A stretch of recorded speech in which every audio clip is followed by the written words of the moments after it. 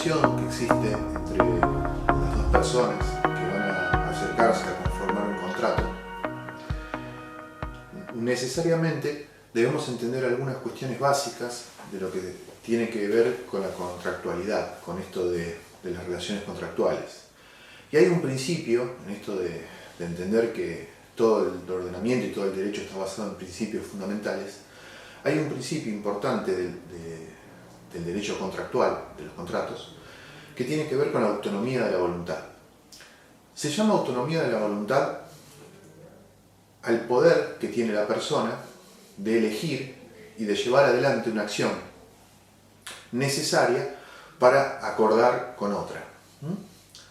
Podemos decir que un trabajador, cuando realiza un contrato de trabajo, está libremente, no hay nada que lo impida, en su libre elección de hacer esta contratación. ¿Bien? Todo contrato requiere esta autonomía de la voluntad. Las partes tienen que estar totalmente confiadas de que su intención es llevar adelante este contrato. La autonomía de la voluntad, a su vez, tiene principios fundamentales que son importantísimos de tener en cuenta. Entre ellos está la libertad, ¿no? Alguien que está privado de su libertad, ya sea en forma transitoria o siempre, si hay alguien que lo obliga a firmar un contrato, es obligado a punta de pistola, obviamente que ese contrato no va a tener validez, porque no estaba libre en su elección. Esta libertad tiene que estar acompañada con la intención, ¿no? Y la voluntad. La intención es el querer hacerlo, ¿bien? Y la voluntad es ya la intención puesta en marcha. A veces los contratos no son como uno interpreta o tiene la imaginación el hecho de hacer un papel donde los dos estemos de acuerdo, firmamos los dos y se terminó. Eso sería un contrato claro, sin ninguna necesidad de observación.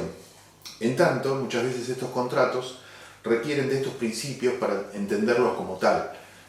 Si yo, por ejemplo, le encargo a un señor que pasa por la vereda de mi casa que me corte el pasto, no hace falta que salga con un papel y haga firmarle un contrato para que tengamos las prestaciones. O sea, simplemente de palabra se contrata, es mi intención, entonces el tipo va, corta el pasto, ¿no? Porque las manifestaciones de mi intención fueron claras. Sí, señor, por favor, ¿cuánto me cobras? ¿Tanta plata? Bueno, dale, cortame el pasto, es mucho lo que cobraste, doy un poquito menos, bueno, listo. Ahora el tipo corta el pasto y cuando termina me toca timbre y yo salgo y digo, ¿qué querés? Y te corté el pasto, ¿y qué? Bueno, eso también es un contrato, a pesar de que no esté escrito o certificado por escribano. ¿Bien? ¿Por qué? Porque de las dos partes hubo una manifestación de la voluntad. El tipo me va a decir, pero si vos saliste, hay un vecino que te vio, saliste y me dijiste que sí. Y de la otra parte también, si el tipo cortó el pasto, es porque evidentemente tenía la voluntad de hacerlo, esta intención de hacerlo. ¿Bien? Esta autonomía de la voluntad requerida para los contratos tiene alguna singularidad en el contrato laboral, en el contrato de trabajo. Por eso, como yo decía anteriormente, la relación contractual laboral está contenida por el ordenamiento jurídico en esto que tiene que ver con la ley laboral, ¿no? Sabemos que en la Argentina, y ahora lo vamos a ver en el desarrollo de la historia, ustedes lo tienen en el material que está para leer, de lectura, obligatorio por otro lado, donde en nuestro país aparece lo que se le llama la LST o Ley de Trabajo. Esta ley tiene una calidad respecto de esta autonomía de la voluntad de las partes, porque es regulatoria, ¿bien? Y en esta autonomía de la voluntad de las partes, la ley de contrato de trabajo posee un principio protectorio, se le dice, ¿no? En donde se protege a aquel que tiene una relación inferior a la otra parte. Se encuentra o hace un marco jurídico donde esta relación está protegida por el principio protectorio que tiene esta ley. Si bien la ley lo indica de forma específica, la mayoría de los artículos de la ley están apuntados a esa singularidad. Entonces, la autonomía de la voluntad simple que nosotros vemos en cualquier contrato a través de este principio protectorio que lleva adelante la legislación, se vence por una cuestión de orden público. ¿Bien? Cuando hablo del orden público, hablo de la obligatoriedad que tiene la ley para las partes y que está por sobre el contrato.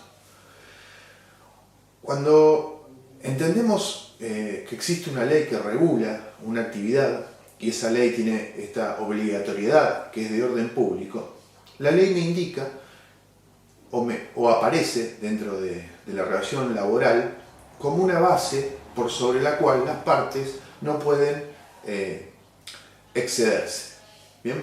Uno puede contratar con otra persona hacer tal o cual determinado trabajo. Y ese contrato va a ser válido, independientemente de cuál sea, ¿no? Uno puede contratar el trabajo de una persona que me haga, qué sé yo, que me pinte un cuadro, ¿no es cierto?, dentro de su arte de profesión.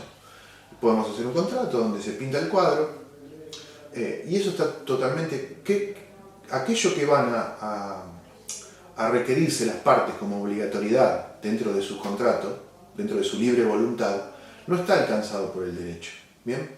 Siempre y cuando revista un mínimo que sí está alcanzado por el principio protectorio de la ley y que tiene carácter de orden público.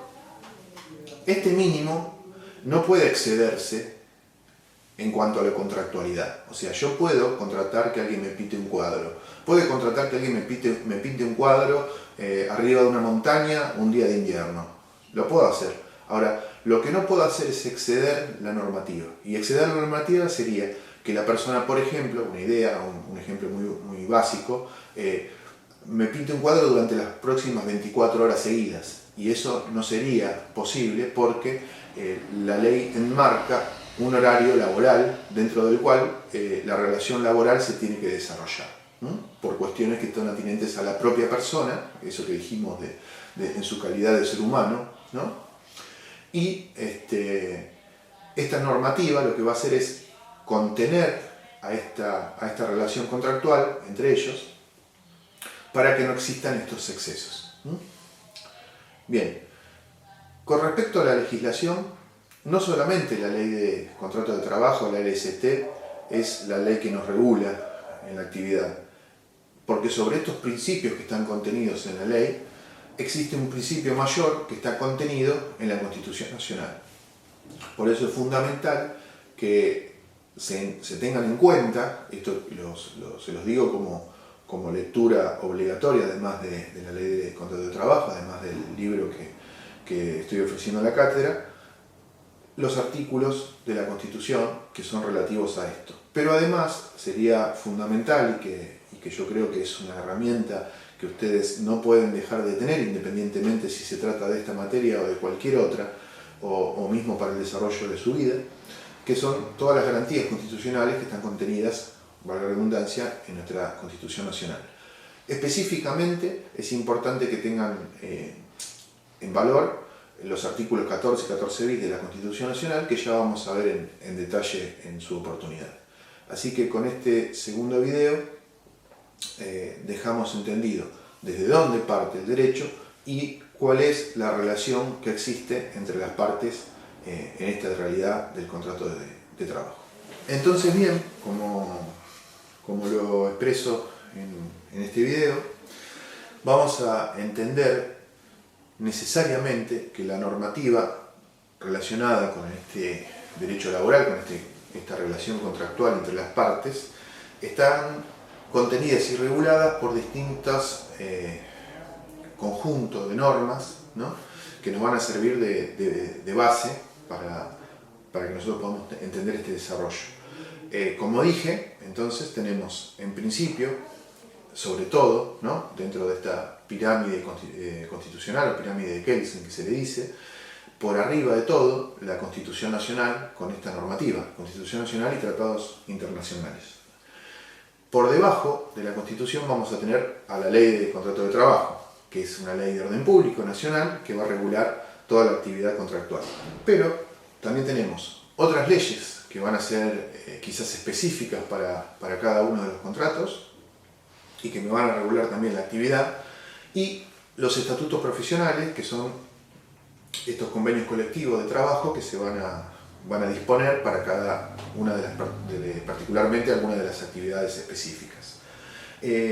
También la voluntad de las partes, como dijimos, ¿no? Porque en esto de la autonomía de la voluntad, aquello que se contrate en forma privada entre las partes, para esas partes van a funcionar como ley. Y después también tenemos dentro del ordenamiento jurídico que se tiene en cuenta aquellos usos y costumbres, como les decía yo, de contratar a alguien que me venga a cortar el pasto de la vereda.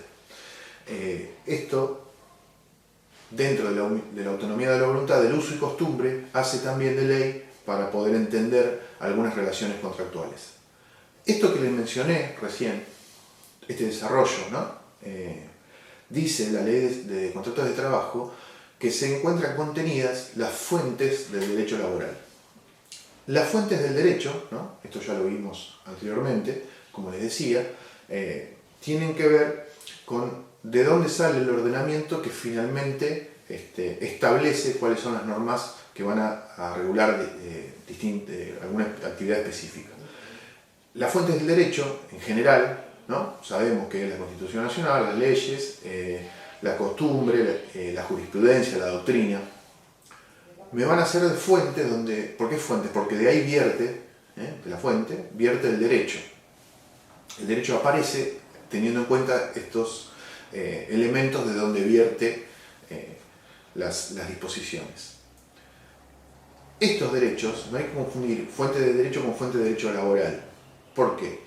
No porque sean distintas, sino porque una contiene a la otra. Cuando yo digo que fuentes del derecho son la doctrina, la jurisprudencia, la ley, la costumbre, los principios fundamentales contenidos en la Constitución Nacional, y digo por otro lado que las fuentes del derecho laboral son la ley, la Constitución, los estatutos profesionales, la costumbre y la autonomía de la voluntad, no estoy diciendo dos cosas separadas, sino que estoy especificando aquello que ya está contenido en la fuente del derecho. Porque que yo no hable de la jurisprudencia no significa que esta jurisprudencia sea importante para entender que de ahí brota también legislación respecto del derecho laboral. ¿Se entiende? Las fuentes del derecho contienen también, las fuentes generales del derecho me van a contener también a las fuentes del derecho laboral. Lo que pasa es que se lo dice en forma específica, que son estas. Hay una relación de género y especie entre una y otra. La doctrina, obviamente, que también va a ser fuente del derecho común, o del derecho general, y fuente del derecho laboral. Para entender esto tenemos que saber que el derecho en sí tiene un tronco común. Es como un árbol que tiene un tronco común y de ahí se van ramificando distintas ramas. Pero están agarradas al tronco, o sea, dependen directamente. No puedo separar, o no puedo decir que el derecho laboral es algo totalmente ajeno, por ejemplo, al derecho penal, porque la realidad es que en muchas cuestiones se van a entrelazar. Y entendiéndolo de esta manera vamos a poder acceder a los contenidos de esta cátedra con una visión un poco más clara de cómo funciona este doble juego entre el ordenamiento laboral y el ordenamiento jurídico en general. Por eso que es básico, a medida que vamos desarrollando los temas de derecho laboral, hacer esta interrelación entre cada uno de los derechos para que tengamos una idea acabada finalmente de lo que se trata la materia. Si yo me pongo a estudiar derecho laboral, leo todo el libro que les facilité del doctor Grisolía, y ustedes entienden lo correspondiente al derecho laboral, y no conocen todo aquello periférico que tiene que ver con el ordenamiento general, van a aprobar la materia, pero van a estar limitados al solo efecto de un entendimiento sesgado por una materia en particular. Y la realidad es que lo que les propongo es que abramos la cabeza y que empecemos a entender que esto no surge de la nada o no es algo que se desarrolló en forma única y separada de todo lo demás. Cuando lean en el libro lo que se explica respecto de cómo fue la historia del derecho y cómo se fue desarrollando, fíjense que todas las cuestiones, desde, por ejemplo, la revolución industrial y cómo incidió esto de las personas que pasaban de un sistema más cerrado, que tiene que ver con el feudalismo, a desarrollarse en una fábrica, en una gran metrópolis, van a entender que todo está de la mano, todo está ligado. Esta relación que hay, por ejemplo, para que ustedes tengan una claridad, entre la conducta en una fábrica, ¿no? De cómo debe ser la conducta en una fábrica de la persona, cómo se debe comportar, cómo sería el horario, cuándo suena un timbre para comer, cómo son las horas de trabajo, cómo se desarrollan. Y ustedes ven, por otro lado, cómo está la educación armada o esquematizada, ¿no? de lo que se llama recreo, lo que se llama horario de almuerzo, y cómo está también construida el desarrollo del sistema carcelario. Se van a dar cuenta que no estamos hablando de cuestiones totalmente dispares entre una cosa y otra, sino que todo tiene que ver en la historia con un desarrollo mancomunado, que después nosotros, para poder entenderlo, trabajarlo, estudiarlo, para que nos sirva como herramienta para nuestra profesión, lo separemos, no quiere decir que esté separado. Por lo tanto, si bien no hace falta conocer todo el derecho, porque habría que hacer la carrera de Derecho, sí entender que esto no es único y que no surge espontáneamente en el mundo, nos va a dar la claridad de que aquellas cosas que no vayamos entendiendo podemos buscarlo abriendo un poquito el panorama, abriendo nuestra cabeza y relacionándolas con otras circunstancias. Así que lo dejo por ahora con estos temas. Ya sé que es bastante, que además de estos videos lean. El tema del libro no es tan grande, el libro cada capítulo está separado más o menos coincidiendo con los videos y las clases, así que tratemos de que no sea menos y que interesémonos, porque la verdad que es un tema que les va a servir no solamente para la cátedra, no solamente para la materia, sino para el desarrollo personal de su vida. Gracias.